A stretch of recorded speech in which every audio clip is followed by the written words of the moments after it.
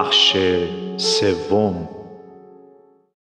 جای تعجب است که در همین سالهای 1354 تا 55 بود که نشانه‌های نارضایتی در سراسر مملکت ظاهر شد.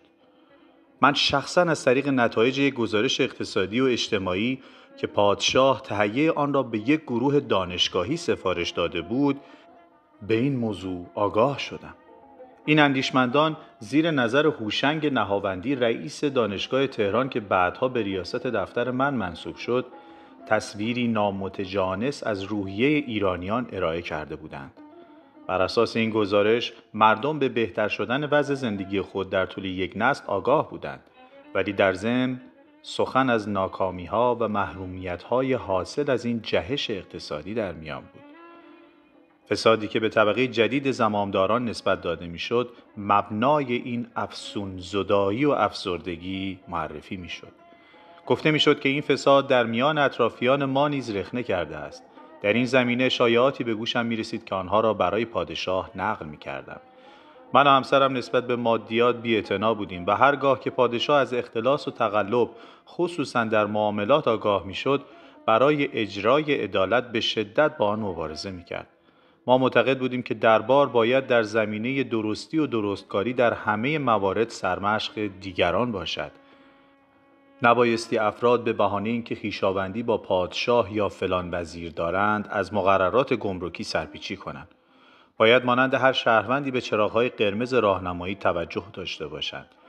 سوءظن درباره فساد تازگی نداشت. در سال 1337 پادشاه مجبور شده بود فرمانهایی جهت مبارزه با فساد، واقعی یا غیر واقعی و وضوح بیشتر در امور صادر کند. گزارش هوشنگ نهاوندی نشان می‌داد که هر یک از اصلاحات موجب آزردگی خاطر یکی از طبقات اجتماعی شده و آنها را بر ضد پادشاه برانگیخته بود. اصلاحات ارضی نارضایتی گروهی از بزرگ مالکان را فراهم آورده و تحریک آنها موجب شده بود که دهقانان گمان کنند قانون می‌توانست امتیازات بیشتری به آنها بدهد. با تقسیم قسمتی از املاک روحانیون به دنبال قانون اصلاحات ارضی، گروهی از آنان به مخالفت با دولت برخاسته بودند. آزادی زنان و ایجاد ارتباط با فرهنگ‌های دیگر نیز موجب مخالفت عده‌ای از روحانیون شده بود. در همین زمان جوانان که بیش از همه از این اصلاحات بهره‌مند شده بودند، تقاضای آزادی افکار و بیان بیشتر داشتند و مخالفین سرسخت سلطنت همین جوانان بودند که با استفاده از ترقی مملکت برای ادامه تحصیل به آمریکا و اروپا رفته بودند.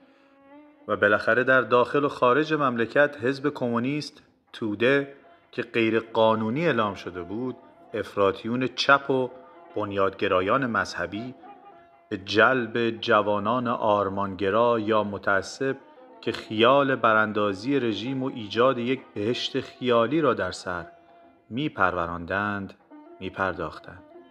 بر اساس این گزارش میان روشنفکران و سلطنت جدایی افتاده بود. بیگمان این گزارش میبایست مورد توجه دولت قرار میگرفت و الهام بخش تصمیمات جدیدی میشد. پادشاه این گزارش را در اختیار مجریان امور گذاشت، اما آنان این موضوع را به حد کافی جدی تلقی نکردند. بدیهی است که تعداد گزارش‌هایی که به دفتر وزرای مسئول میرسید زیاد بود و به همین جهت آنها را به آسانی تحت تاثیر قرار نمیداد. با وجود این من هم احساس اضطراب و نگرانی می‌کردم. در طول سفرها و یا بازدیدهایم مردم با همان شور و شوق سابق از من استقبال می‌کردند. مردم بیشتر برای بیان مشکلاتشان به من مراجعه می‌کردند تا ابراز رضایتشان. من آنچه را که می‌شنیدم برای پادشاه نقل می‌کردم. او سخت کار می‌کرد و خسته بود و ما فقط شب‌ها یکدیگر را می‌دیدیم و من جز خبرهای بد چیزی برای گفتن نداشتم و چون می‌دیدم اطرافیان پادشاه و دولت دچار اضطراب نیستند، به این نتیجه می‌رسیدم که شاید این منم که مسائل را بزرگ می‌کنم و زیاده از حد آرمانگرا هستم. گردش امور دولت امری پیچیده است و گاه باید نواقص آن را پذیرفت. امیرعباس هویدا از 10 سال قبل، یعنی از سال 1344 نخست وزیر بود و از اعتماد کامل و دوستی پادشاه برخوردار. روابط من و او نیز بر اساس دوستی و اعتماد بنا شده بود. او هرگز از کمک به سازمان‌های فرهنگی و اجتماعی که زیر نظر من اداره می‌شد دریغ نمی‌کرد. در مقابل من هم او را در جریان کارمان قرار می‌دادم. در طول سالها آقای هویدا و همسرش وارد جرگه محدود دوستان نزدیک ما شده بودند. ما با کمال میل به خانه آنها و گاه به ویلای آنها در کنار دریای کاسپین برای دیدار یا صرف شام می رفتیم. آقای هویدا که بسیار باهوش و با فرهنگ بود، به افتخارات و تجملات علاقه‌ای نداشت. او خود اتومبیل پیکانش را می‌راند. همه صفات لازم را برای ایفای نقش ریاست دولت داشت. یعنی صلاحیت لازم در همه زمینه‌های اقتصادی و سیاسی همراه با نوعی صمیمیت که در طبیعت او بود و موجب نزدیکی او به مردم می‌شد. علاوه بر این انسانی بود درستکار و قابل اعتماد. او نیز مانند آقای علم از افراد نادر مورد اعتماد پادشاه بود و در نتیجه می توانست پادشاه را در خروج از انزوایی که مانند سایر رؤسای دول قربانیش بود یاری دهد. اما روشی که او در پیش گرفته بود نادیده گرفتن ناهمواری‌ها و اشکالات بود و در عرضه تصویری اطمینان بخش از وضع مملکت. آیا او به نارضایتی‌ها به اندازه کافی اهمیت می‌داد؟ با گذشت زمان میتوان میزان نتایج وخیم بالا رفتن قیمت نفت خام را در سال 1353 در ایران و عکس‌العمل مردم را در این زمینه درک کرد. از سال 1354 وضع رو به وخامت رفت و ما ناچار به تجدید نظر در پیشبینی‌های خوشبینانه خود شدیم. دو عامل موجب تغییر این گرایش شد. از یک سو کشورهای مصرف کننده یعنی کشورهای غربی و ژاپن میزان واردات نفتی خود را به نفع منابع انرژی ارزانتر محدود کردند و از سوی دیگر بر قیمت مواد صنعتی و غذایی وارداتی ایران از غرب به خاطر تورم در آن کشورها افزوده شد. در آن زمان ما به حد کافی متوجه مشکلات نشدیم، در حالی که نارضایتی مردم در گوشه و کنار مملکت به چشم می‌خورد و من در طول سال 1355 از افزایش تعداد مامورین امنیتی هنگام سفرهایم به ولایات متعجب شدم. مامورین امنیتی دائما از تماس مستقیم من با مردم جلوگیری می‌کردند. مدت زمانی در اثر تذکرات من نرمشی در کار آنها پدید آمده بود، اما از آن پس بار دیگر به شدت عمل خود بازگشتند. در نوروز سال 1355 پنجاهمین سال آغاز سلطنت سلسله پهلوی را جشن گرفتیم. من خصوصا در آن روز احساس کردم که در روابط مردم با سلطنت خللی وارد شده و پشتم از این حس لرزید. بر هماهنگی و اطمینانی که در گذشته وجود داشت خدشه وارد آمده بود. همسرم در مقابل آرامگاه رضاشاه بزرگ یک بار دیگر وفاداری خود را نسبت به مردم اعلام کرد و پس از آن با کلماتی که امروز مرا اندوهی عمیق فرو میبرد چنین گفت: ما فرزندان این ملتیم. ما در خاک مقدس ایران زاده شده ایم و در همین جا به خاک سپرده خواهیم شد. آیا این اشاره ناگهانی به مرگ خود رابطه‌ای با بیماری که از من پنهان می‌کرد نداشت؟ فردای آن روز برای چند روز استراحت به جزیره کیش رفتیم و من گمان می‌کنم در آنجا بود که ورم غیر طبیعی لب فوقانی او نگرانم کرد. در ماه‌های بعد رویه‌ای پیش گرفت که امروز با فاصله زمانی در نظرم نشان از نگرانی او بود.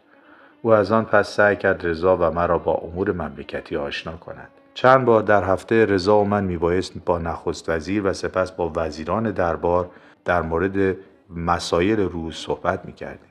همچنین رؤسای ارتش و نمایندگان نهادهای مختلف و به خصوص نمایندگان مجلس را به حضور میپذیرفتیم. تحمل این وضع برای من بسیار سخت بود، زیرا هرگز یک لحظه نیز به فکرم نمی‌رسید که روزی جانشین او شوم و در عین حال میبایست این آموزش را به جد گیرم و آنچنان با او به بحث بنشینم که انگار او رفتنی است. حال که این سطور را می‌نویسم به یاد می‌آورم که پادشاه 3 سال قبل نیز گامی در این راه برداشته بود. روز اول آذر ماه 1352 بر مبنای یادداشت‌هایم او نخست وزیر، نمایندگان مجلس و رؤسای ارتش را برای اعلام نوعی وصیت سیاسی با حضور من در کاخ احضار کرد. پادشاه به آنها گفت: هر آن ممکن است من دیگر در میان شما نباشم. اگر چنین اتفاقی بیفتد و ولیعهد برای جانشینی من هنوز به سن قانونی نرسیده باشد، ملکه و شورای نیابت سلطنت مملکت را اداره خواهند کرد. نیروهای ارتش باید به ملکه و پادشاه جوان وفادار بمانند. ممکن است اوامری از سوی زن یا مردی جوان ابلاغ شود، ولی باید از آنها اطاعت شود. زندگی و امنیت ما در گروه آن است. امروز با خواندن یادداشت‌های پروفسور فلاندرن بهتر متوجه سخنان آن روز پادشاه می‌شوم. او ظاهراً در آن زمان از ابتلا به بیماری والدنستروم آگاه شده بود. بعضی اوقات من نگران می‌شدم. امیدوارم خداوند نصیب من نکند. ولی اگر روزی اتفاقی برای تو پیش بیاید چه باید بکنم؟ نخستین کاری که باید انجام دهم چیست؟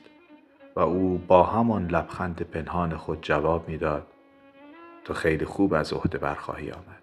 من نیز لبخند میزدم، زیرا مطمئن بودم که هرگز چنین واقعه‌ای پیش نخواهد آمد. او جوان بود و رضا نیز نزدیک به 20 سالگی، سن قانونی لازم برای اجرای وظایف پادشاهی. آگاه کردن من از بیماری پادشاه زمانی دراز مورد بحث پزشکان قرار گرفته بود و عاقبت با رعایت حال بیمار مصمم به مطلع کردن من شده بودند.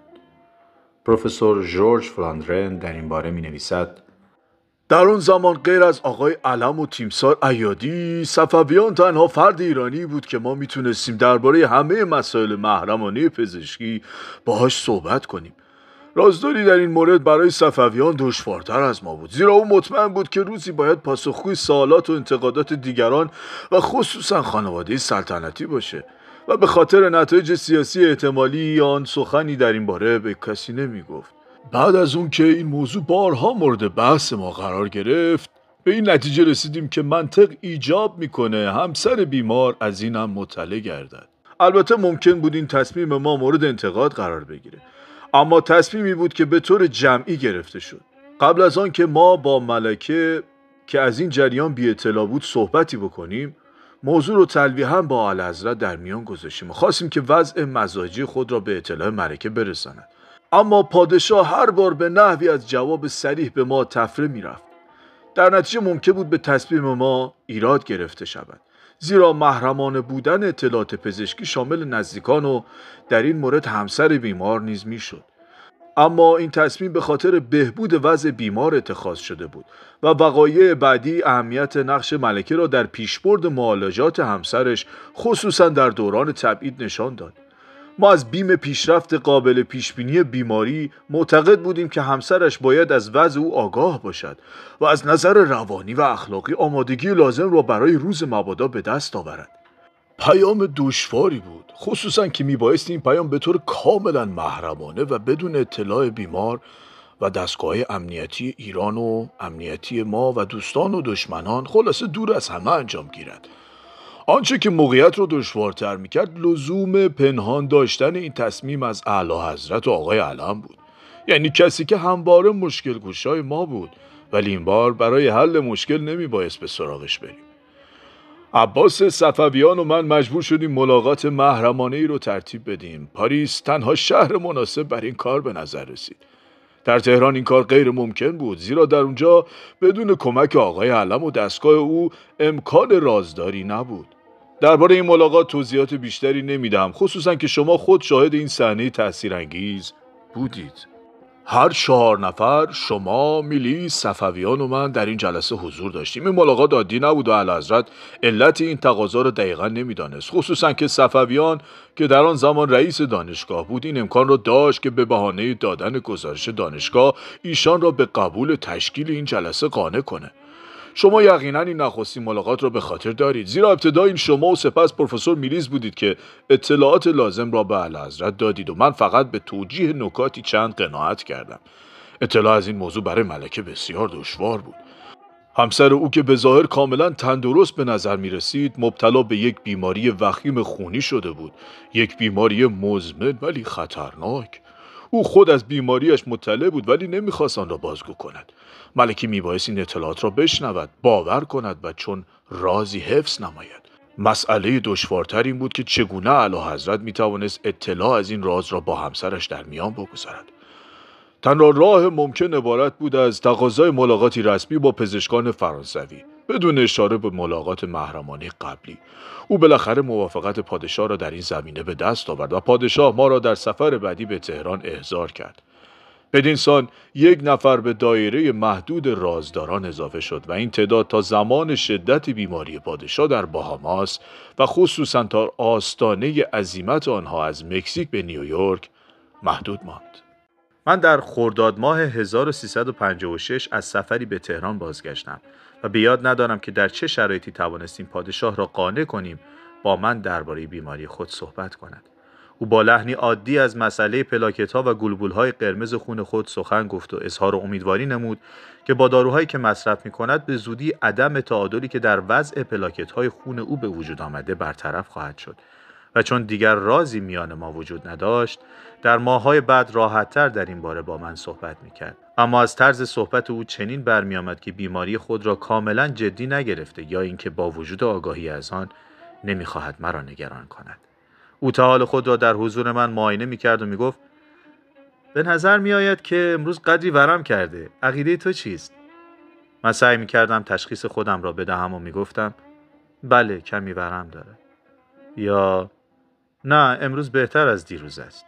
اما هیچگاه صحبت ما از این گفتگوهای عادی فراتر نمی‌رفت، زیرا قرار بر این بود که من فقط از آنچه که او به من گفته مطلع باشم و بس. یعنی عدم تعادل مختصری در ترکیب خون. این تظاهر به ندانستن برای من بسیار دشوار و سنگین بود، زیرا میبایستی به تنهایی این اضطراب را که قلبم را میفشرد تحمل کنم بدون اینکه توانایی یاری او را داشته باشم. به خود میگفتم کاش موافقت میکرد که آزادانه در این رابطه صحبت کنیم. در این صورت میتوانستم به او کمک کنم و قدری از نیروی خود را به او منتقل نمایم. من این مطلب را می نویسم اما امروز هم نمیدانم که آیا پادشاه در سال 1356 و در طول سال 1358 واقعاً به وخامت بیماری خود واقف بود یا نه. در طول این دوره اطبای فرانسوی تقاضای ملاقات تازه‌ای در کاخ نیاوران از من کردند و به من یادآور شدند که به عقیده آنها باید پادشاه را از وخامت بیماریش مطلع ساخت. من که فکر می‌کردم پادشاه در جریان بیماری خود هست، اظهار تعجب کردم و آنها اعتراف کردند که هیچگاه در برابر او کلمه سرطان را به زبان نیاورده و همواره به ذکر عنوان بیماری والدستروم-یالنوف اکتفا کردند. اگر درست متوجه شده باشم، من بیش از همسرم درباره بیماری او اطلاع داشتم و این برای من مسئولیت اخلاقی و سیاسی مهمی به شمار می‌رفت. به آنها گفتم که باید بدون وقفه واقعیت دقیق را به عرض پادشاه برسانند. او جرأت و نیروی کافی برای شنیدن این مطلب را دارد و مسئولیت‌های او ایجاب می‌کند که آگاهی درستی از وضع جسمانی خود داشته باشد. و اضافه کردم که به گمان من در حال حاضر که هنوز نیروی جسمانی مناسبی دارد بهتر می‌تواند این ضربه روحی را تحمل کند تا در آینده که وضع جسمانی او رو به تحلیل خواهد رفت. در پایان این ملاقات اطباء به من اطمینان دادند که در این باره با او صحبت خواهند کرد، ولی چند ساعت بعد مطلع شدم که بار دیگر تصمیم گرفتند از به کار بردن کلمه سرطان خودداری نمایند. آیا ممکن است پادشاه به اصل مطلب پی نبرده باشد؟ آنچه که پادشاه در ملاقات خود با ژیسکار دستن در سن موریس در زمستان 1354 گفت مرا در این عقیده راسختر می کند. وقتی که رئیس جمهور فرانسه از آهنگ سریع رشد اقتصادی ایران اظهار شگفتی می کرد، همسرم بدون هیچ توضیح اضافی به او گفت مشکل من آن است که وقت زیادی ندارم. سلطنت من دوام زیادی نخواهد داشت. تصمیم من بر آن است که در 7 یا 8 سال آینده از سلطنت کناره‌گیری کنم. اما پسرم هنوز بسیار جوان است. منتظر خواهم ماند تا آمادگی لازم را بیابد. ولی در هر حال می‌خواهم کارهای اساسی قبل از به سلطنت رسیدن او انجام گرفته باشند. او در آغاز کار با دشواری بسیار روبرو خواهد شد و این وظیفه من است که تا آن زمان تغییرات و تحولات لازم را به انجام برسانم و این کار را خواهم کرد. با همه اینها ترتیبی داده بود که هیچگاه به درستی ندانم که او تا چه حد از بیماری خود باخبر است و این سال همواره برای من بدون پاسخ ماند. اطباء نیز به طوری که پروفسور فلاندرن به پروفسور ژان برنارد می نویسد در تردید بودند.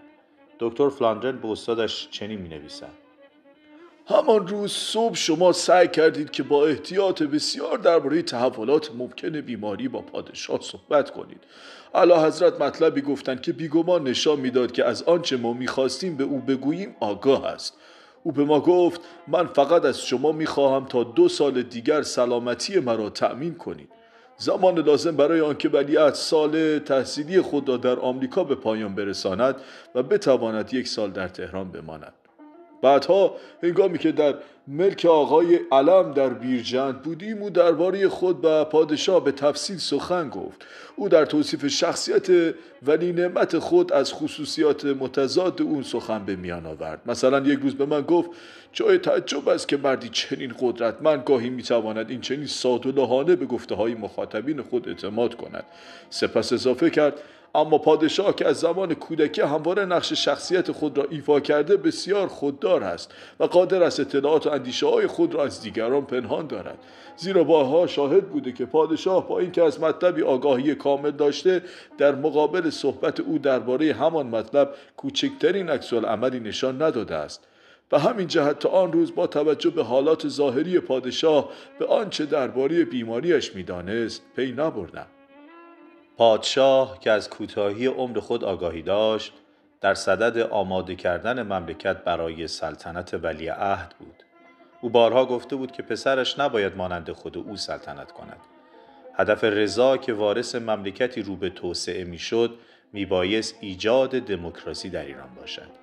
در بهار 1356 مخالفین سیاسی و روشنفکران و خصوصاً یک روزنامه نویس درخواست یک فضای باز سیاسی کرد.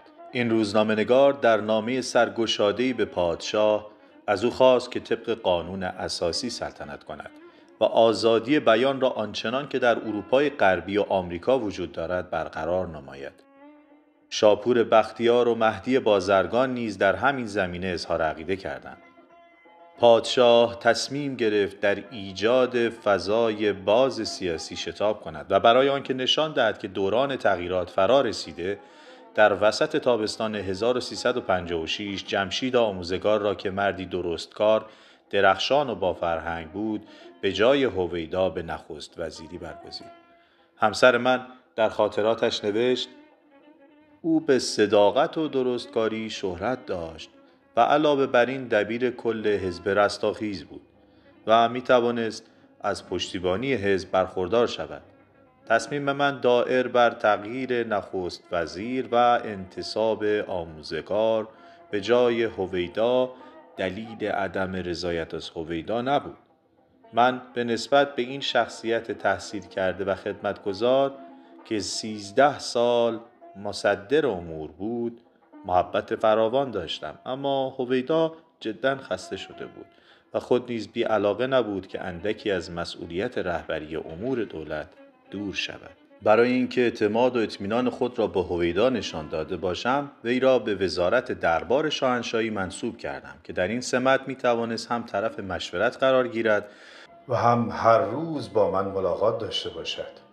از ابتدای تشکیل دولت آموزگار به ضرورت سیاست آزادسازی سیاسی به شرط آنکه موجب تخریب کشور نشود تأکید کردم. نخست وزیر کار دشواری در پیش داشت، زیرا میبایست به موازات برقراری آزادی سیاسی با نارضایتی‌های حاصل از سرخوردگی مردم پس از بالا رفتن سریع قیمت نفت نیز مقابله کند. دولت مجبور شد به جای اجرای برنامه ششم که امید بسیار به آن بسته بودیم، رویه محدودیت و سختگیری در امور اقتصادی را پیش گیرد و این موضوع خود موجب افزایش نارضایتی‌ها و دلتنگی‌ها شد. درخواست فضای باز سیاسی موضوع تازه‌ای نبود، اما با رفتن جیمی کارتر دموکرات به کاخ سفید در شهریور ماه 1355 این درخواست با شدت بیشتری مطرح شد. همسرم با رؤسای جمهوری قبلی که از حزب جمهوری خواه بودند و خصوصاً ریچارد نیکسون که از جمله دوستان ما باقی ماند روابط نزدیکی داشت. او معتقد بود که جمهوری خواهان آمریکا به اشکالات بسیاری که پادشاه برای پیشرفت مملکت و خروج آن از عقب ماندگی داشت آگاه بودند و قبول داشتند که این عمل بدون اعمال قدرت امکان پذیر نیست.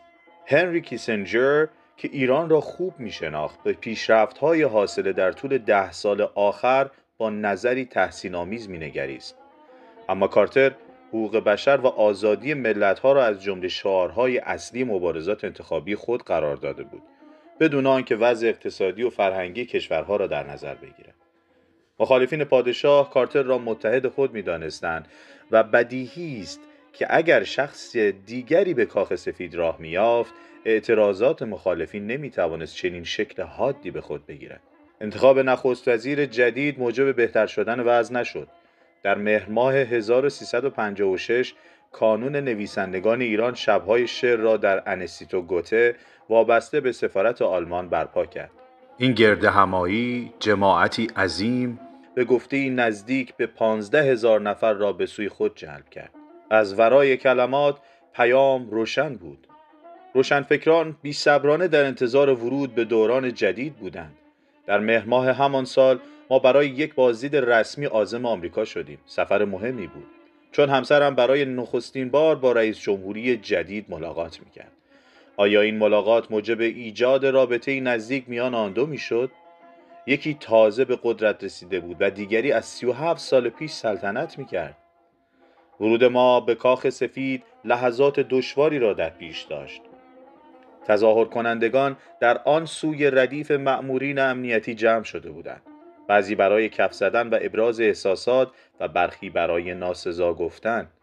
و هنگامی که دو رئیس دولت نخستین کلمات خود را در برابر روزنامه نویسان و شخصیت‌ها روی چمن کاخ سفید ادا می‌کردند، جدالی خشونتبار میان دو گروه تظاهر کننده در گرفت و پلیس مجبور به دخالت شد. پلیس از گاز اشک‌آور استفاده کرد و این گاز تا نزدیکی جایگاه پیش آمد و بدین سان بینندگان تلویزیون در سراسر جهان شاهد صحنه غیر قابل تصوری بودند که در آن رئیس جمهور آمریکا و پادشاه ایران در حال سرفه کردن و پاک کردن چشمانشان به نطق خود ادامه می‌دادند. سپس به اتاق پذیرایی رفتیم. رئیس جمهوری و همسرش از ما خواستند که این حادثه ناگوار را فراموش کنیم. واقعا هم ناراحت کننده بود. اما من با خود گفتم که در زمان ریاست جمهوری نیکسون هرگز به تظاهر کنندگان اجازه نمیدادند تا این اندازه به ما نزدیک شوند. یا این اراده زمامداران جدید نبود که ما را در مخمسه گذاشته به ما بفهمانند که از این پس مخالفین سلطنت مورد حمایت آنها هستند؟ نخستین مذاکرات میان همسرم و رئیس جمهوری تا اندازه این تنش را تخفیف داد. پادشاه که از آن روز خیلی سرحال بود، نظر خود را درباره روابط نیروها در جهان شرح داد. سپس از نقشی که ایران به گمان او باید در این میان ایفا کند صحبت کرد. رئیس جمهوری و مشاورانش بعدها اعتراف کردند که تحت تأثیر تجزیه و تحلیل پادشاه قرار گرفته و قانع شده بودند. جیمی کارتر نیز همان شب به طور غیرمنتظری در ستایش همسرم سخن گفت و پادشاه که در انتظار یک چنین سخنانی نبود، سخت تحت تأثیر قرار گرفت و فردای آن روز به روزنامه نویسان گفت که نخستین روز بازدید ما با اشک آغاز شد و با اشک به پایان رسید.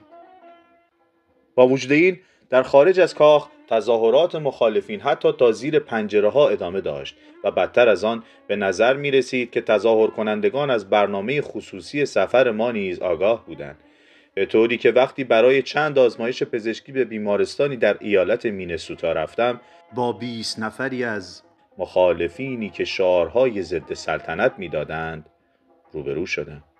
بعدها از یکی از هموطنانم که در آن زمان در صف مخالفین بود شنیدم که مقامات آمریکایی اطلاعاتی را که قاعدتاً میبایست محرمانه بماند در دسترس آنها گذاشته بودند. در طول این سفر بود که با تعجب تصویر یکی از روحانیون را در دست دانشجویان تظاهر کننده دیدم. این دانشجویان خواستار آزادی بودند و من این موضوع را میفهمیدم، اما به هیچ وجه نمیتوانستم تصور کنم که چگونه یک ملا میتواند در نظر آنان سمبل آزادی و تجدد باشد. اگر طبقه از جامعه واقعا در عکس جهت کوشش‌های پادشاه برای پیشرفت ایران عمل کرده بودند، همین محافظه‌کاران مذهبی بودند. در همه زمینه‌ها، از دادن حق انتخاب به زنان تا اصلاحات ارضی و مبارزه با بیسوادی، همسر من همواره با مخالفت بعضی از روحانیون روبرو شده بود. هرچند او با گروهی دیگر از روحانیون رابطه بسیار نزدیک داشت، خصوصاً با آیت الله بهبهانی و آیت الله خانساری. روحانیون محافظه‌کار در طول قرنها بر افکار مردم حکومت کرده بودند و ترقی و باز شدن به سوی جهان را تهدیدی برای سلطه خود می‌دانستند. من از خود می‌پرسیدم این ملایی که نگاه اخمالودش برایم ناشناس بود کیست و چرا این چنین مورد ستایش تظاهر کنندگان جوان قرار گرفته؟ به من جواب دادند آیت الله روح الله خمینی. نام او یادآور خاطره‌ای دور در حافظه من بود. در گذشته او پس از ایراد نطق‌های آتشینی علیه آزادی زنان و تحریک مردم علیه انقلاب سفید دستگیر شده بود. سپس مورد بخشش پادشاه قرار گرفته و تبعید شده بود. از 10 سال پیش دیگر در ایران زندگی نمی‌کرد و اگر من شاهد حضور غایبانه او در میان شعارهای دانشجویان در کوچه‌های نیویورک نبودم، فکر می‌کردم مملکت نیز مانند من او را فراموش کرده است. چند هفته بعد از آن کارتر و همسرش در راه سفر خود به دهلی در تهران توقف کردند و شب سال نو 1978 را با ما گذراندند. این ابتکار عمل نشانه‌ای بود از تأثیر مثبتی که پادشاه بر رئیس جمهوری جدید آمریکا گذاشته بود. همسرم توجه یک رئیس جمهوری دموکرات را که به تازگی انتخاب شده بود به فال نیک گرفت. ما در 10 دی ماه 1356 کارتر و همسرش را در کاخ نیاوران به شام دعوت کردیم. هرگز اعتمادی را که پادشاه در شب سال 1978 نسبت به آینده ابراز کرد از یاد نمیبرم. سالی که آبستن حوادثی بسیار غم‌انگیز بود. پادشاه گفت در سنت ما نخستین میهمان سال پیام‌آور رویدادهای آینده است و هرچند سال نو ایرانیان با بهار آغاز می‌گردد، اما یقین دارم که حضور میهمان عالی قدری چون شما آینده درخشانی را برای ایران نوید می‌دهد. آنگاه جیمی کارتر از جای برخاست و این جملات ستایش‌آمیز را نسبت به پادشاه ایراد کرد که هیچ یک از رؤسای جمهوری آمریکا تا آن زمان با چنین کلمات تحسین آمیزی درباره پادشاه صحبت نکرده بودند. کارتر گفت ایران تحت رهبری پادشاه چون جزیره ثباتی در میان یکی از پرآشوب‌ترین مناطق دنیا قرار دارد و این حاصل کوششی است که اعلی حضرت در راه پیشرفت ایران انجام می‌دهید و نیز عشق و علاقه‌ای که ملت نسبت به شما ابراز می‌کنند. در گردشی که در خیابان‌های زیبای تهران در معیت پادشاه انجام دادیم، شاهد ابراز احساسات فراوان شهروندان ایرانی در دو سوی خیابان‌ها بودیم. همچنین صدها و بلکه هزاران آمریکایی را دیدیم که برای دیدار رئیس جمهوریشان آمده بودند. آنها آمریکایی هایی بودند که در این مملکت پذیرفته شده و آن را چون خانه خود به حساب می آورند. ملت شما و زمامداران دو مملکت دلبستگی مشابهی در حفظ حقوق بشر دارند. هیچ کشور دیگری در جهان تا این اندازه در سازماندهی نظامی به خاطر امنیت متقابل با ما نزدیک نیست. هیچ کشور دیگری درباره مسائل منطقه‌ای مورد توجه آمریکا تا این اندازه با ما به مشورت نمی‌پردازد. من با هیچ یک از رؤسای دولت‌ها خود را تا این اندازه نزدیک احساس نکرده و احساس حق شناسی نمی‌کنم. ملک حسین که 2 روز قبل برای دیدن همسرم به ایران آمده بود، اقامت خود را برای دیدن آقای کارتر تمدید کرد. پس از شام رسمی او نیز در کتابخانه به ما پیوست و ما همگی با کارتر و همسرش سال نو را به صورتی خودمانی جشن گرفتیم. من از آن شب نشینی که با صلح و صفا پایان یافت خاطره خوشی دارم. به این ترتیب ملک حسین، آقای کارتر و همسرم توانستند به طور ساده و خودمانی با هم به صحبت بنشینند، در حالی که رضا برای مدعوین موسیقی انتخاب میکرد. 1 سال بعد ما ایران را ترک میکردیم و 13 آبان ماه 1358 یعنی 2 سال بعد از این ملاقات، دانشجویان خط امام مسئولیت سیاسی سفارت آمریکا را در تهران مورد تجاوز قرار داده و 66 آمریکایی را به گروگان می‌گرفتند. نخستین تظاهرات در 17 دی ماه 1356 در شهر مذهبی قم آغاز شد. آن روز طلاب حوزه علمیه به بهانه مقاله‌ای که در روزنامه اطلاعات به چاپ رسیده بود در خیابان‌ها ریختند. قم شهری بود که آیت الله خمینی تا سال 1342 در آن به تدریس مشغول بود. در آن سال به تحریک او اغتشاشاتی برای اعتراض به اصلاحاتی که از راه رفراندوم انجام شده بود به وقوع پیوست. بعدها دانستیم که برخی از شاگردان قدیم او از زمان تبعید آیت الله راهش را دنبال کرده بودند. این مقاله در زمانی منتشر شد که پیروانش توانستند از آن به بهترین وجه بهره‌گیری کنند و از کفر سخن بگویند و مردم را به نام او به بسیج عمومی بخوانند. این بلوا خیلی زود گسترش پیدا کرد و روز 19 دی ماه تظاهر کنندگان به ساختمان‌های دولتی حمله کردند. آنان آنچه را که به نظرشان نشانی از تجدد بود از جمله سینماها، رستوران‌ها و مدارس دخترانه غارت کردند. مامورین انتظامی مجبور به دخالت شدند و برقراری آرامش به بهای جان 8 نفر یعنی 6 تظاهر کننده و 2 مامور نظامی تمام شد. پادشاه در خاطرات خود چنین می‌نویسد: نخستین اغتشاشات در شهر قم روی داد که طی آن 6 نفر به قتل رسیدند. از این پس برپا کردن مراسم عزاداری به مناسبت 3، 7 و 40 کشته شدگان بهانه برپایی تظاهرات و ایجاد اغتشاشات و تحریک به قتل گردید تا هر بار بتوان مراسم عزاداری جدیدی برای مقتولین بپا کرد و آتش خشم و تعصب را برانگیخت. البته از دیدگاه مذهبی چنین سوء استفاده شرم‌آوری از مصیبت‌های دیگران قابل قبول نیست. روزهای 29 و 30 بهمن یعنی 40 روز بعد از وقایع غم‌انگیز قم و به بهانه سوگواری برای شهدا، تظاهرات قابل ملاحظه‌ای در تبریز بپا شد. برای نخستین بار مخالفین سیاسی، دانشجویان و بازاریان برای تقاضای آزادی بیان و افزایش مزدها به روحانیون ملحق شدند. این اتحاد در نظر ما غیر قابل قبول بود. چگونه ممکن بود کسانی که خواستار غربگرایی سریعتر رژیم بودند همراه با طلاب بی تجربه رژه بروند؟ با کسانی که خواستار بازگشت به مقررات قشری مذهب، جلوگیری از ورود فرهنگ غیر اخلاقی غرب به ایران، حجاب اجباری برای زن و غیره بودند، یعنی درست آنچه که خلاف تقاضاهای دسته اول بود.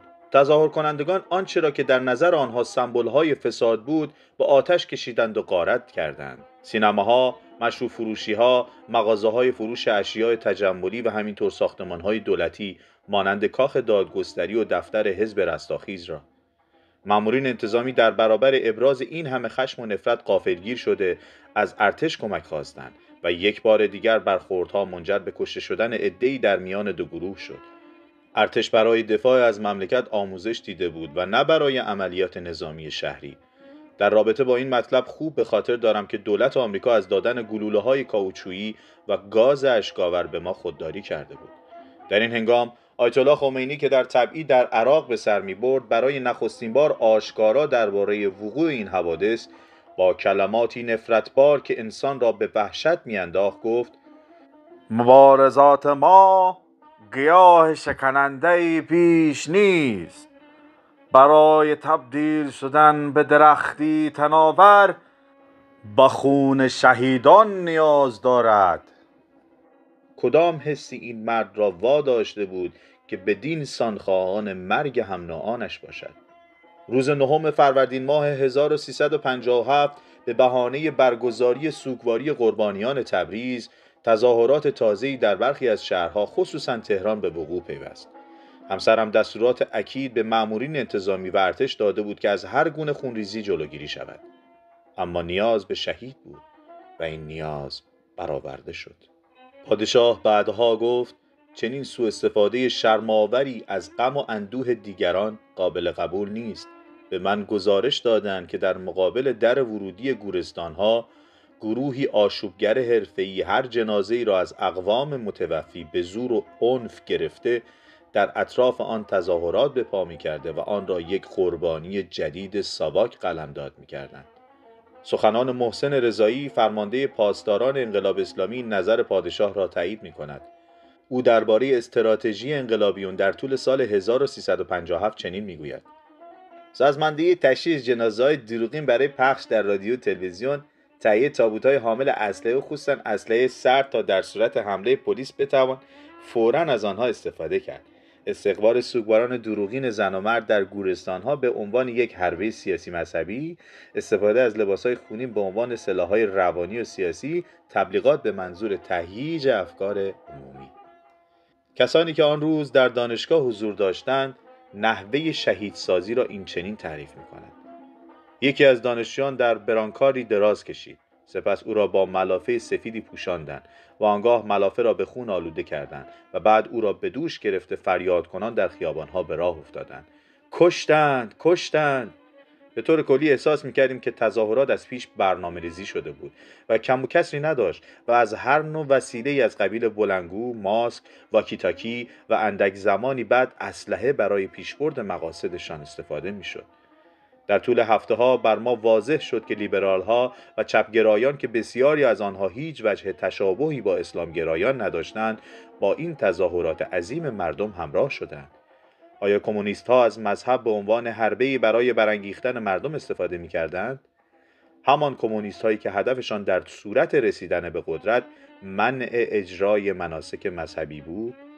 هر یک از عناصر تشکیل دهنده این اتحاد انقلابی ناهمگون، یعنی مذهبیون، لیبرال‌ها و مارکسیست‌ها، منافع فرصت طلبانه‌ای برای اتحاد با دیگران داشتند. ولی واضح بود که اگر روزی به زمامداری مملکت می‌رسیدند، نخستین اقدام هر یک از میان برداشتن متحدین قبلی بود و دیدیم که چنین هم شد.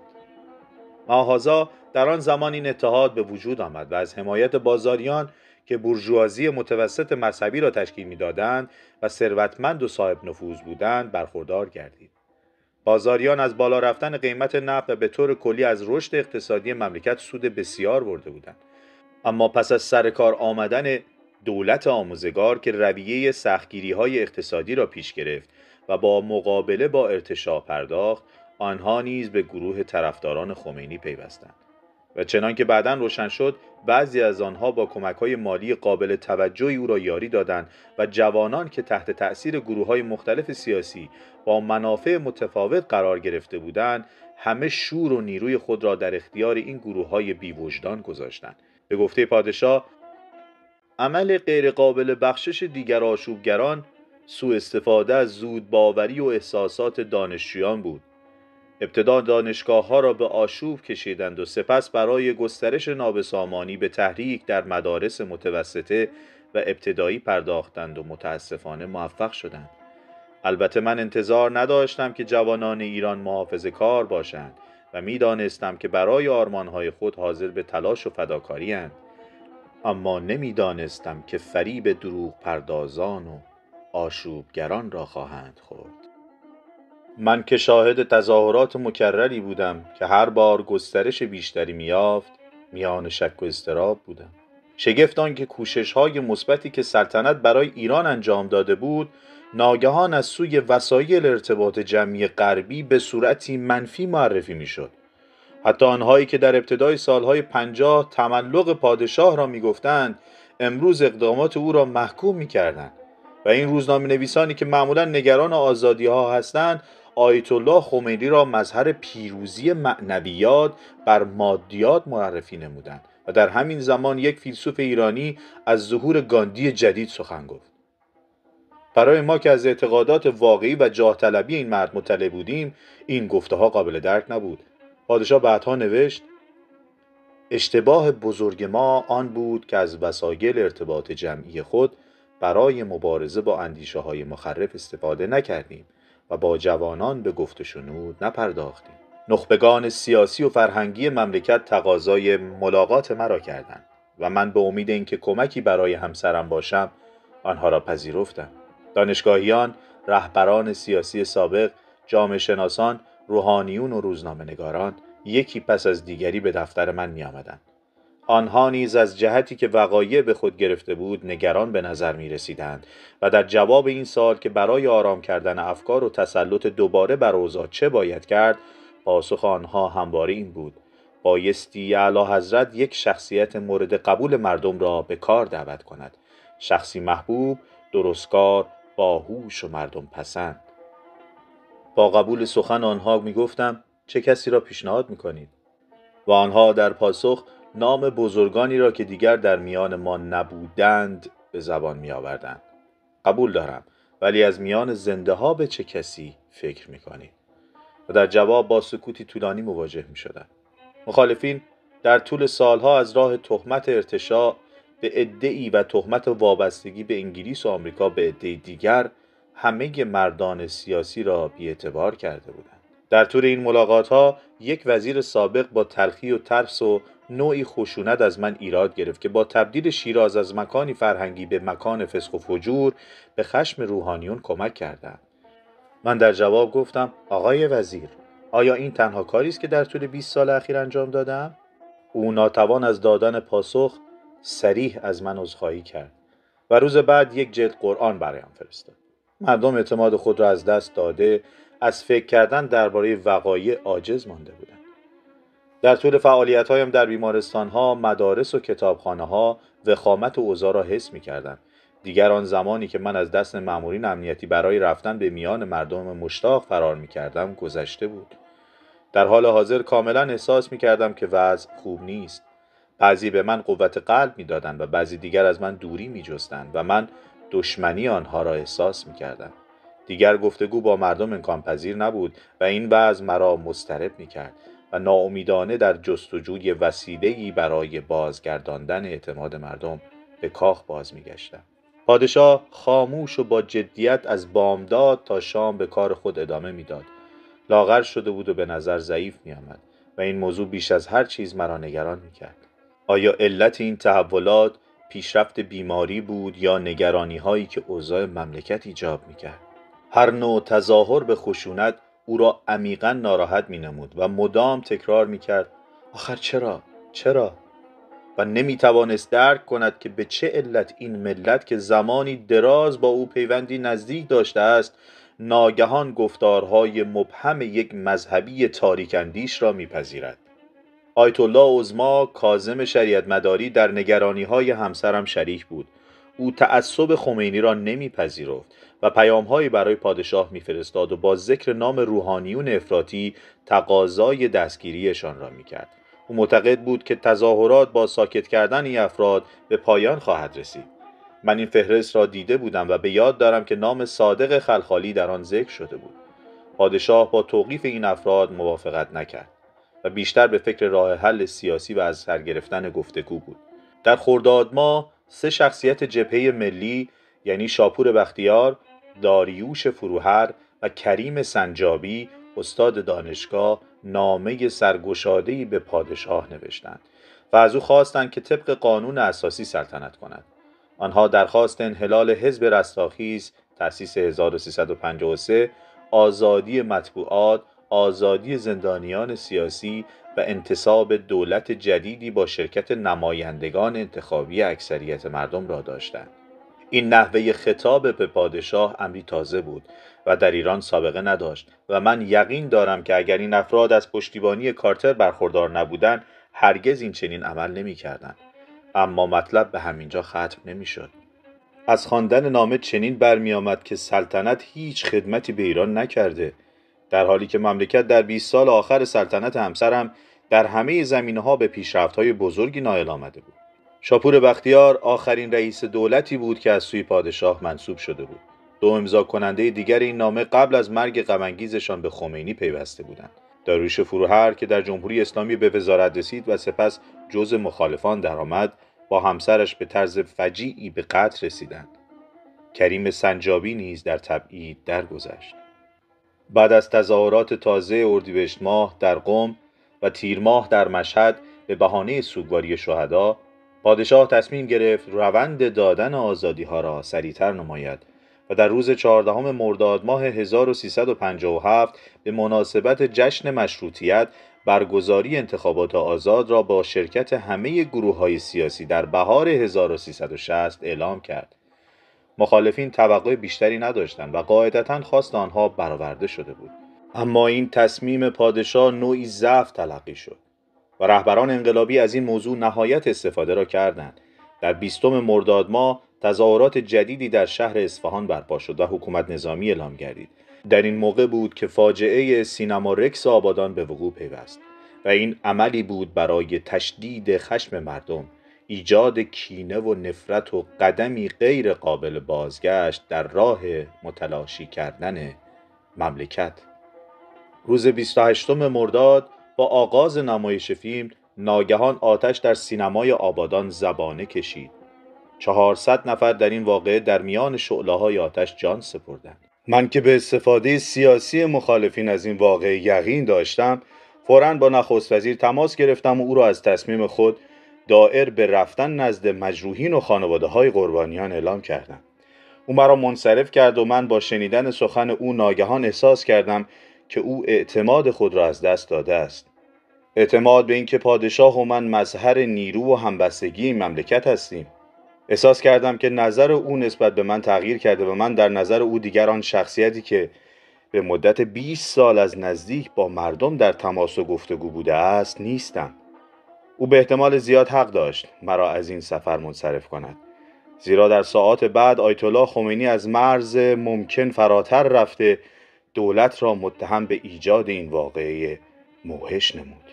از بدو اغتشاشات حدود 50 سینما توسط طرفداران خمینی به آتش کشیده شده بود. بنابراین فاجعه سینما رکس نیز می توانست کار همان افراد متعصب باشد. تحقیقات بعدی این امر را تایید کرد، اما عامل آن که جوانی 19 ساله عضو کماندوی جمشید و متخصص عملیات خرابکاری بود به عراق فرار کرد و با انقلاب اسلامی نجات یافت. در آن زمان اتهام رژیم به دخالت در این فاجعه مردم را بر ضد سلطنت سخت برانگیخت. همسرم در خاطراتش چنین می‌نویسد: در اوایل شهریور سپهبد مقدم رئیس سازمان اطلاعات و امنیت کشور مذاکرات خود را با یکی از مراجع مهم مذهبی برایم نقل کرد که از من می‌خواست به یک اقدام وسیع و نمایشی برای جلوگیری از سقوط و ویرانی کشور دست بزنم. طبیعتاً نسبت به این پیام و تقاضا بی‌اعتنا نماندم، ولی چه میشد کرد؟ ناچار شدم از نخست وزیر جمشید آموزگار بخواهم که استعفا دهد و دولت جدیدی را با اختیارات و آزادی عمل بیشتر روی کار آورم. انتصاب نخست وزیر جدید فکر پادشاه را به خود مشغول کرده بود و در این باره با من مشورت کرد. نخست وزیر جدید باید مردی اهل عمل، متجدد و بردبار باشد و دارای سجایای اخلاقی. من هوشنگ نهاوندی رئیس سابق دفترم را پیشنهاد کردم. او تحصیلاتش را در فرانسه در رشته اقتصاد به پایان رسانده بود و مرد تصمیم بود. نهاوندی که قبلا ریاست دانشگاه تهران را به عهده داشت، در میان روشنفکران دوستان بسیاری داشت و بالاخره شنیده بودم که بسیار علاقمند است که نخست وزیر شود. اما پادشاه جعفر شریف امامی را به او ترجیح داد. آقای شریف امامی تجربه ممتد در امر سیاست داشت، زیرا قبلا هم به مقام نخست وزیری و ریاست مجلس سنا رسیده بود و به مدت 15 سال در این مقام باقی مانده بود. گذشته از آن او با روحانیون رابطه داشت، ولی در نخستین پیام خود گفت که او دیگر آن شریف امامی سابق نیست و این کار درستی نبود. تغییر دولت آن ضربه روانی پیش بینی شده لازم را موجب نشد و پایان ماه رمضان بهانه مناسبی برای تظاهرات جدید 16 شهریور در خیابان‌های تهران گردید. برای نخستین بار تظاهر کنندگان خواستار رفتن شاه و بازگشت خمینی شدند. نظر به این که از مردم خواسته شده بود که فردای آن روز دگربار به خیابان‌ها بیایند. دولت جدید همان شب تصمیم گرفت حکومت نظامی را در 11 شهر و از جمله تهران برقرار کند و تیمسار اویسی به فرمانداری نظامی تهران منصوب شد. چون از این خبر اطلاع یافتم، نگران شده از پادشاه پرسیدم که چگونه مردم را از برقراری حکومت نظامی که هر نوع تظاهرات را ممنوع می‌کند مطلع خواهند کرد. این یک سوال اساسی بود. اگر دولت از وسایل لازم برای مطلع کردن مردم از برقراری حکومت نظامی استفاده نمی‌کرد، این احتمال وجود داشت که مردم در خیابان‌ها به تظاهرات غیرقانونی بپردازند بدون آنکه از حضور سربازان تیمسار اویسی که به سختگیری شهرت داشت آگاه باشند. در جواب من گفته شد که این خبر از طریق رادیو هر نیم ساعت یک بار طی برنامه‌های خاص پخش خواهد شد. این خبر در واقع از صبح زود روز جمعه پخش شد، در حالی که صدها نفر تظاهر کننده در حرکت بودند و عده‌ای که شب را در خیابان به سر برده بودند نمی توانستند از خبر برقراری حکومت نظامی مطلع باشند. اگر همین گروه ها از این خبر آگاه بودند، آیا به خانه های خود باز می‌گشتند؟ شاید معدودی از آنها خیابانها را ترک می‌کردند و در نتیجه از خطر مصون می‌ماندند. این جمعه 17 شهریور و به قول انقلابیون این جمعه سیاه روز شومی در تاریخ میهن ما باقی ماند. ارتش که در میدان ژاله در انتظار تظاهر کنندگان بود، دستورهای دقیقی از تیمسار اویسی دریافت کرده بود. هر دو گروه مسلح بودند و برخورد میان دو جناح غیر قابل احتراز بود. تیراندازان فلسطینی که با لباس مبدل در میان مردم و یا بر فراز بامها در کمین بودند، به سوی سربازان شلیک کردند و آنها نیز ناگزیر پاسخ دادند. در این برخوردها 121 نفر از میان تظاهر کنندگان و 70 نفر از سربازان کشته شدند. همان شب از بد حادثه زمین لرزه شدیدی همچون کابوسی وحشتناک شهر طبس را زیر و رو کرد و موجب مرگ 1700 نفر شد. من طبس را که یکی از آثار تاریخی ثبت شده ایران به شمار می رفت خوب می شناختم و در بازسازی آن شرکت کرده بودم. من جسماً احساس ناتوانی می کردم. خدای من، کی این کابوس به پایان خواهد رسید؟ رنج فراوانی در چهره همسرم پدیدار شده بود. او معتقد بود که با وجود تنشی که بر اوضاع حاکم است نمیتواند تهران را ترک کند. بنابراین تصمیم گرفتم تنها به طبس بروم. این موضوع را با نخست وزیر در میان گذاشتم و او از من خواست قدری تحمل کنم. در صحبت با او به ضعف قدرت دولت در آن دوران پی بردم و متوجه شدم که تا چه حد اعتماد خود را از دست داده است. آقای شریف مامی مطمئن نبود که چگونه در این سفر از من استقبال خواهد شد. از عکس‌العمل مردم بیمناک بود. در حقیقت دولت از اوضاع مملکت خبر دقیقی نداشت و تحت تأثیر عقاید مختلف سیاستمداران، نظامیان و روحانیون قرار گرفته بود. من با قلبی اندوهگین به سوی طبس پرواز کردم. روحانیون قبل از من به آنجا رسیده بودند و در کنار کارمندان سازمان شیر و خورشید سرخ به صورت سازمان یافته‌ای به مردم کمک می‌کردند. من با نارضایتی و حتی خشم مردم رنج دیده طبس مواجه شدم. بر اساس یک شایعه که البته نادرست بود، پادشاه به آمریکایی‌ها اجازه انفجارهای زیرزمینی در نزدیکی طبس داده بود و همین امر موجبات زلزله طبس را فراهم آورده بود. بعضی نیز می‌گفتند که این فاجعه نشانه خشم خداوند است. من یک روز تمام را در آنجا گذراندم و کوشش کردم تا آنجا که ممکن بود مردم را آرام کنم. مقامات محلی از این فرصت برای ابراز نگرانی‌های خود استفاده کردند. در روزهای بعد از جمعه سیاه تظاهرات ادامه پیدا کرد. پادشاه به تقاضای مردم در زمینه آزادی‌های سیاسی جواب مثبت داده به تعهدات خود عمل کرده بود و حال نوبت آن بود که با بازگشت آرامش این تعهدات جامه عمل بپوشد. اما واضح بود که مسئولین آشوب‌ها به هیچ وجه نمی‌خواستند اصلاحات، خصوصاً انتخابات موعود، به نتیجه برسد. پادشاه بعدها در این باره در خاطرات خود چنین می‌نویسد: بدیهی است اگر مقررات حکومت نظامی به دقت اجرا می‌شد، میبایست دادگاه‌های نظامی تشکیل شود و متخلفین از مقررات به مجازات برسند. ولی در حقیقت اعلام حکومت نظامی جنبه اخطار داشت و سربازان فقط به روی آتش افروزان، غارتگران و گروه‌های مسلح آتش گشودند و در هر حال مجموع این تدابیر آرامشی پدید نیاورد. گروه‌های مسلح از کمیته‌هایی که در پناه مساجد تشکیل می‌شد دستور می‌گرفتند. در این هنگام بود که علنا گفته شد میان اسلام و کمونیسم منافاتی وجود ندارد. این نظریه غریب به وسیله مجاهدین خلق عنوان شد که در لبنان و لیبی آموزش دیده بودند. مطبوعات چپگرای غربی سخن از خشونت و ارعاب و وحشت می‌راندند. نه از آن چه تروریست‌ها ایجاد کرده بودند، بلکه از آن چه در خیال آنها ناشی از پلیس و ساواک بود.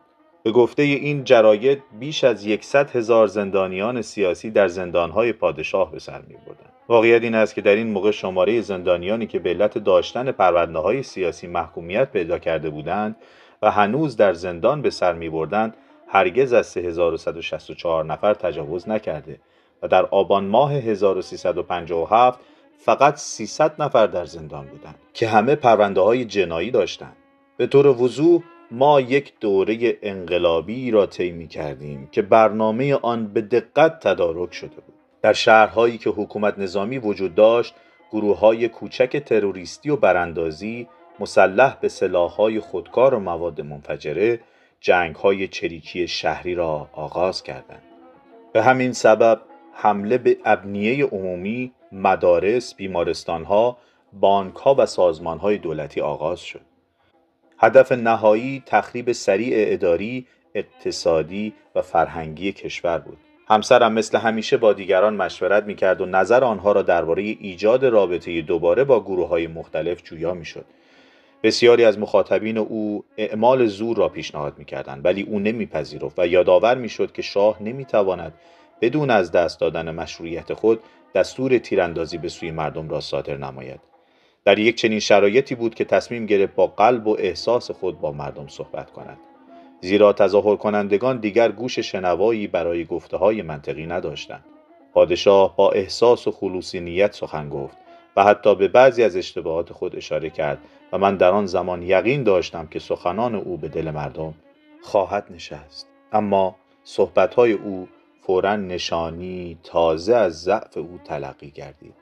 ما که بر اثر تنش‌های چند ماه اخیر به کلی فرسوده شده بودیم، نمی‌توانستیم به شدت خشونت و پافشاری مخالفین خود پی ببریم و دست به سوی کسانی دراز می‌کردیم که ما را به مرگ محکوم کرده بودند. در مهر ماه این چند خط را به یادداشت‌هایم اضافه کردم. احساس می‌کنم که دیگر امیدی نیست. باید در همه جبهه‌ها جنگید، نه به خاطر اینکه وضع در حال حاضر خیلی وخیم است، بلکه به این جهت که من بدبین و سخت فرسودم. آنچه از دستم برمیآید انجام می‌دهم. باید قوی بمانم و این تنها راه مقاومت است. برای بچه‌ها نگرانم. باید با مردم گفتگو کرد. راه حل دیگری وجود ندارد، اما گویی همه ما ایرانیان دیوانه شده ایم. تب کرده ایم و هذیان میگوییم. از صبح تا شام با تلفن صحبت میکنم، اطلاعات به دست میآورم و اطلاعات خود را به دیگران منتقل مینمایم و با هم نقشه میکشیم. آیا هنگامی که اوضاع آرامتر شود راهی برای خروج از این کابوس خواهد بود؟ در اکتبر همین سال سخت بود که نامه‌ای بسیار دوستانه از خانم کارتر، همسر رئیس جمهوری آمریکا دریافت کردم که در آن محبت خود را نسبت به من یادآور کرده بود. خواندن این نامه مرا تحت تاثیر قرار داد.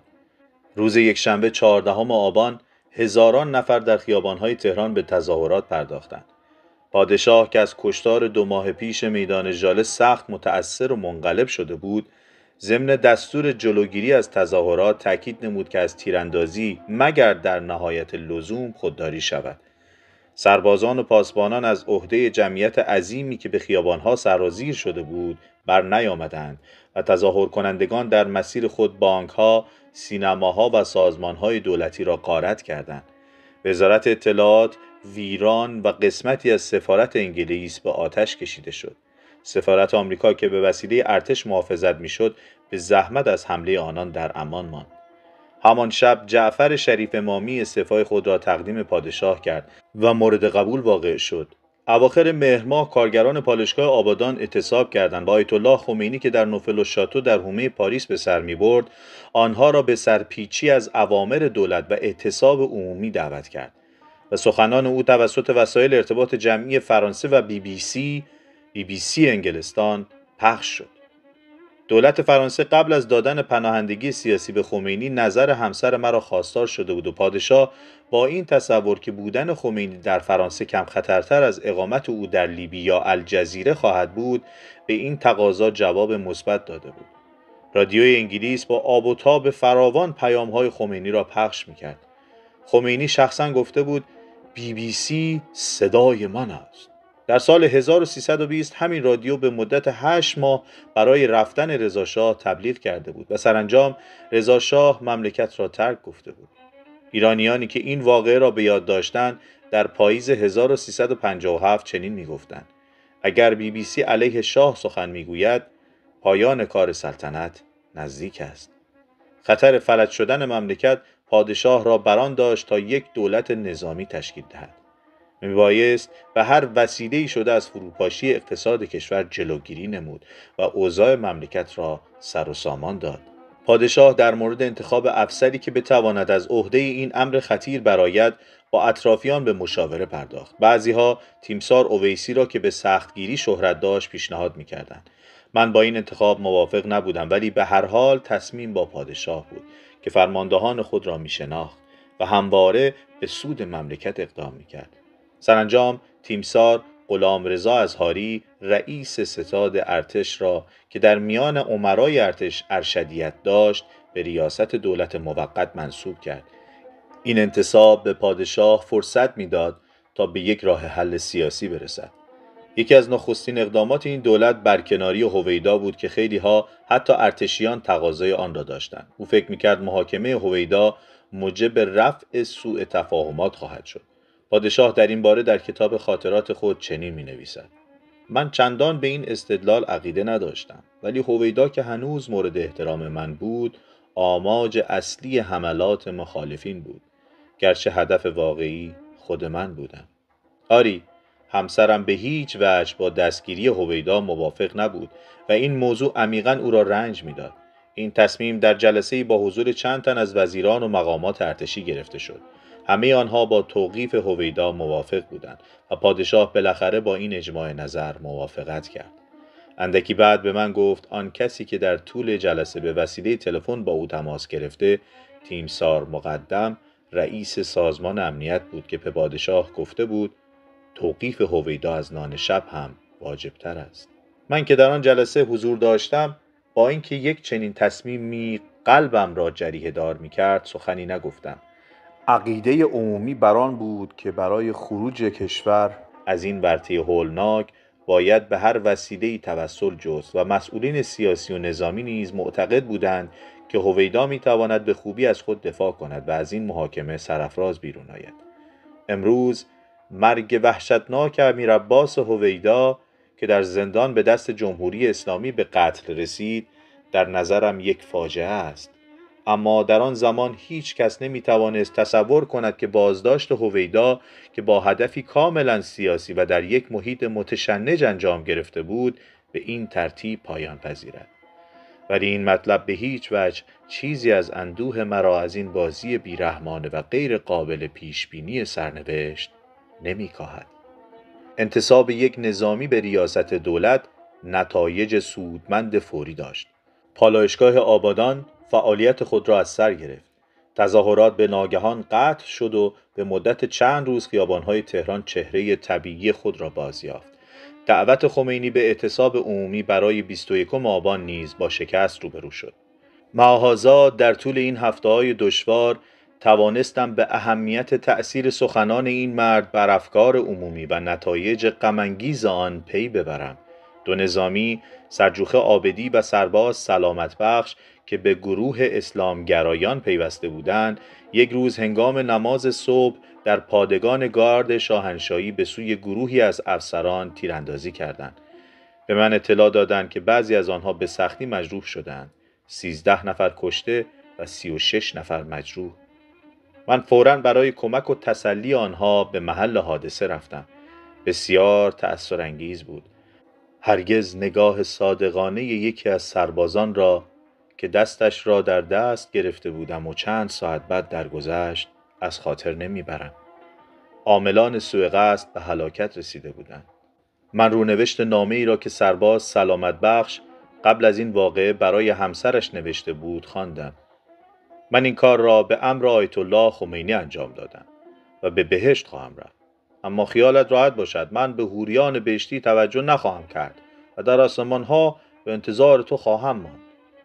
در همین دوره مخالفین توانستند توجه آدم‌های ساده‌لوح و ضعیف را از راه انتشار فهرست نام 100 نفر از شخصیت‌های موافق سلطنت به سوی خود جلب کنند.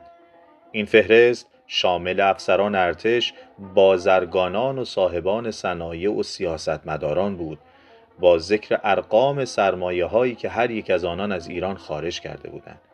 این ارقام سرسام‌آور که طبعاً ساختگی بود، در تهییج افکار عمومی مؤثر افتاد. نخست وزیر به خاطر مبارزه با این سمپاشی‌ها و آرام کردن افکار عمومی با صدور بیانیه‌ای افرادی را که نامشان در این فهرست ذکر شده بود ممنوع الخروج اعلام کرد.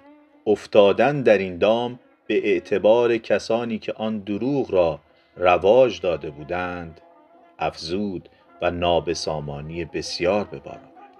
در پانوشت کتاب روز 27 آبان ماه 1357 به همراهی دخترم فرهناز و پسرم علیرضا برای دیدار آیت الله خویی که نفوذ بسیار بر شیعیان داشت به کربلا و نجف، دو شهر مقدس شیعیان، رفتیم.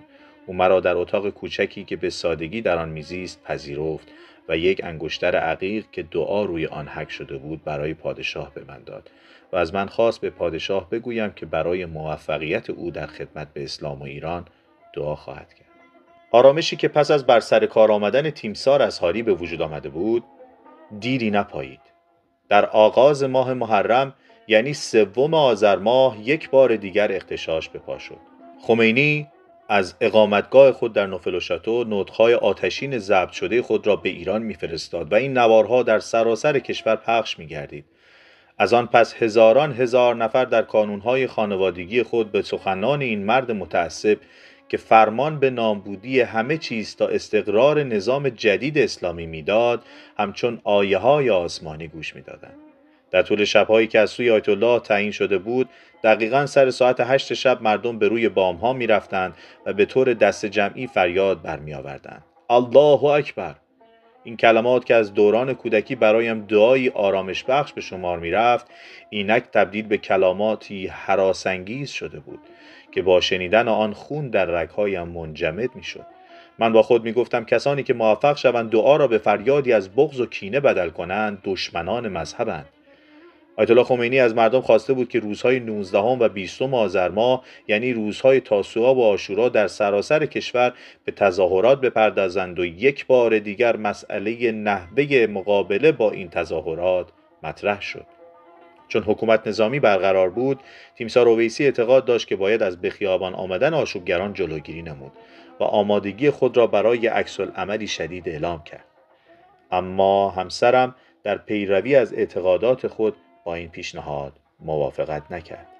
بنابراین ارتش تانک‌های خود را از مرکز تهران فراخواند و به حضور بی خطر خود پیرامون ساختمان‌های دولتی اکتفا نمود. جمعیت تظاهر کننده شهر را به تصرف خود درآوردند و به مدت 2 روز شعارهای ضد سلطنت در همه جا شنیده میشد و برای نخستین بار آشوبگران خواستار استقرار جمهوری اسلامی شدند. پادشاه وقایع را در خاطرات خود این چنین توصیف می کند: در این هنگام بود که اعتصاب‌های وسیع سیاسی برای به زانو درآوردن کشور آغاز شد. تهران و شهرهای بزرگ هر روز چند ساعت فاقد برق بودند. وسایل نقلیه عمومی تعطیل شد. کارمندان سازمان آب و شبکه نفت و بنزین و سپس بانک‌ها و وزارتخانه‌ها اعتصاب کردند. هدف این کوشش‌ها فلج کردن فعالیت مردم ایران بود تا دولت در مقابل ویرانگران ناچار به تسلیم شود. مردم بیکار و سرگردان و در نتیجه خشن و ناراضی در کوچه‌ها و خیابان‌ها قدم می‌زدند. کارگران و کارمندانی که از شرکت در اعتصاب خودداری می‌کردند مورد تهدید قرار می‌گرفتند. ما به خوبی می‌دانیم که برای فلج کردن شبکه توزیع برق یا نفت 5 یا 6 نفر کافی است و همین باعث شد که اعتصاب انقلابی توفیق یابد. اوایل دیما تیمسار اظهاری که فقط 6 هفته تصدی نخست وزیری را به عهده داشت دچار حمله قلبی گردید و دیگر نتوانست به کار خود ادامه دهد. کشور کاملا فلج شده بود و حتی یک بشکه نفت نیز از ایران خارج نمی‌شد. در این زمان پادشاه به فکر انتخاب غلام حسین صدیقی به مقام نخست وزیری افتاد. صدیقی که در کابینه محمد مصدق سمت وزیر کشور را به عهده داشت از احترام قابل ملاحظه‌ای در همه محافل برخوردار بود. دکتر صدیقی این پیشنهاد را پذیرفت و برای تشکیل دولت خود 2 هفته مهلت خواست و این در شرایط دشوار آن روز کشور زمانی بس طولانی بود. در این موقع تیمساران اویسی و مقدم که مسئولیت امنیت مملکت را به عهده داشتند از من تقاضای ملاقات کردند. آنها از وخامت اوضاع صحبت کردند و تأکید نمودند که اگر پادشاه در 2 یا 3 روز آینده نخست وزیر جدیدی انتخاب نکند بیم آن می رود که انقلابیون به کاخ سلطنتی حمله کنند. آنها شاپور بختیار را برای احراز این سمت پیشنهاد کردند و اضافه نمودند که به گمان آنها او با این پیشنهاد موافقت خواهد کرد. من سخنان آنها را برای پادشاه نقل کردم. همسرم با این انتخاب مخالفتی نداشت. بختیار به عنوان یکی از رهبران جبهه ملی به گروهی تعلق داشت که به قانون اساسی وفادار بودند. برخی از اطرافیان در این باره با آقای بختیار صحبت کرده بودند و چنین به نظر می رسید که او برای نخستین ملاقات حاضر نبود به کاخ بیاید. بنابراین من و همسرم پیشنهاد کردم که او را در منزل همسر داییم لوئیس قطبی که با بختیار خویشاوندی داشت ملاقات کنم. من یادآور شدم که کشور در خطر است. او به اطلاع من رساند که یکی از شرایط قبولی این سمت آزاد کردن کریم سنجابی، یکی از رهبران جبهه ملی و دوست اوست. من نتایج گفتگویمان را به آگاهی پادشاه رساندم و او امر به آزادی سنجابی داد و نخستین ابتکار سنجابی قبل از حرکت به سوی نوفل و شاتو مدح خمینی بود. چون این مشکل حل شده بود، بختیار به کاخ آمد. پادشاه در این باره می نویسد: و اگر اشتباه نکنم سپهبد مقدم شخصاً وی را شبانه و در خارج از ساعات متعارف ملاقات به کاخ نیاوران هدایت کرد. بختیار در این ملاقات مکرراً نسبت به مقام سلطنت ابراز وفاداری کرد و کوشید به من ثابت کند که تنها کسی است که میتواند در آن دوران دشوار دولت را تشکیل دهد. او میگفت مایل است تمام ترتیبات مندرج در قانون اساسی را رعایت کند.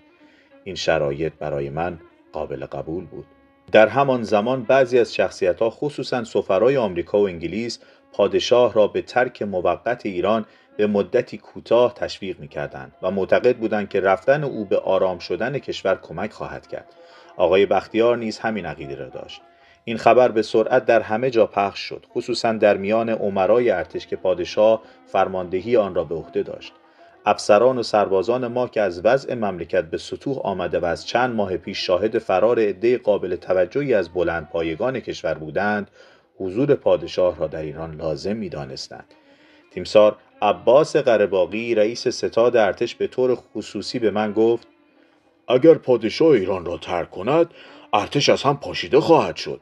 بعضی از افسران از جمله تیمساران بدرعی و خسروداد پیشنهاد کردند که تا آرام شدن وضع پادشاه در جزیره کیش اقامت کند و آمادگی خود را برای هر گونه جانفشانی در صورت لزوم اعلام کردند.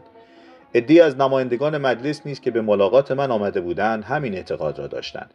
بعضی از این نمایندگان از ترس آنکه پادشاه ایران را ترک کند حتی به من پیشنهاد کردند که مردم ولایت خود را برای مبارزه با انقلابیون مسلح کنند. در طول هفته‌های اخیر اغلب این افسران و نمایندگان و افراد خانواده آنها تهدید به مرگ شده بودند و بعضی از آنها در نخستین ماه‌های استقرار جمهوری اسلامی به قتل رسیدند. شخصا فکر نمی‌کردم عزیمت پادشاه راه حلی برای از میان بردن کینه‌ای باشد که ناآگاهانه در دل مردم راه یافته بود. اما همسرم به این نتیجه رسیده بود که اگر این پیشنهاد موجب جلوگیری از خونریزی شود باید آن را پذیرفت. پانوشت: در همان تاریخ قائم مقام فرمانده اتحادیه آتلانتیک شمالی OTAN ژنرال رابرت هایزر به تهران رسید. 5 ژانویه 1979. آمدن او به تهران به خودی خود واقعه مهمی محسوب نمی‌شد، زیرا ایران عضو سازمان پیمان مرکزی CENTO بود. به اطلاع من رسید که مأموریت او کوشش در اعلام بی‌طرفی ارتش بود. سالها بعد ژنرال الکساندر هگ فرمانده ناتو به من اظهار داشت که به خاطر اعتراض به مأمورین ژنرال هایزر از شغل خود استعفا کرده بود، زیرا معتقد بود که ارتش میبایست مانع از ایجاد هرج و مرج در ایران میشد. ژنرال هگ اعتقاد داشت که در آن زمان حفظ ثبات منطقه مسئله اساسی به شمار می‌رفت. از خود میپرسیدم در اندیشه مردی که طی 37 سال همه لحظات زندگی خود را وقف مملکت و مردمش کرده و هدفی جز خروج کشور از عقب ماندگی نداشته و در حال حاضر در نهایت بی‌انصافی طرد شده چه می‌گذرد؟ او به خاطر مبارزه دوگانه‌ای که در طول سال 1357 با آن دست به گریبان بود، یعنی مبارزه آشکار علیه آیت الله خمینی و مبارزه پنهان علیه بیماری، توانش را به کلی از دست داده بود. علیرغم همه دشواری‌های روزافزون، پروفسور فلاندرن سفرهایش را به تهران قطع نکرد. خواندن دوباره آنچه که او به پروفسور ژان برنارد نوشته مرا به محیط خفقان